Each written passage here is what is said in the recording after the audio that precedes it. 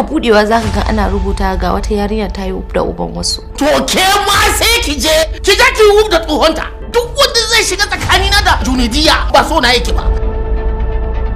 Abdul ya kamata ka tsaya ka saurare ni, ka ji me zan ce maka. In ce ga na tsaya na saurare, sake min alƙawari kin fasa auren wannan da gaskiya yanzu babu time yanzu za a janye wannan magana. Daga research ka inda na saya miki zuwa data zuwa in fact zuwa where dan turo miki daga abroad. I'm going to get the list from A to Z and you're going to refund it to me. Kai kalli gaban ka muje. Abata. Bossa. Waɗannan baki ne, mazaje ne kuna ba su. Ku muje mana.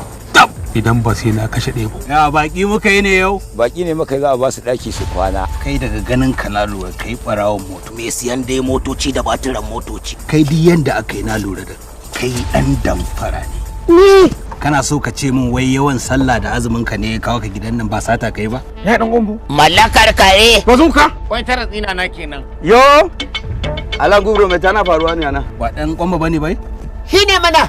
Icen kabari ne ba. Birena kai. Nawa lissafo? Na farko dai ya ce ya ɗauki ɗawainiyarta ya saya mata waya ta zamani akan miliyan 1.500.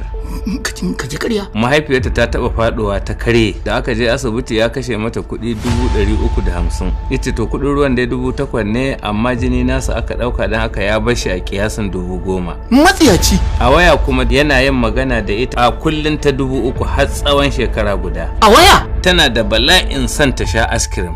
Don haka ta sha askirim da yake sai mata akalla na 272. Askirim din? Haka ya rubuta Alhaji. Ba ma fura ba. Faɗa min nawa ne lissafin gaba ɗaya. Ya kashe mata jimlar kuɗi miliyan 23,716 su ne yake nema yanzu a wajenka. Miliyan 20? Miliyan 23,716.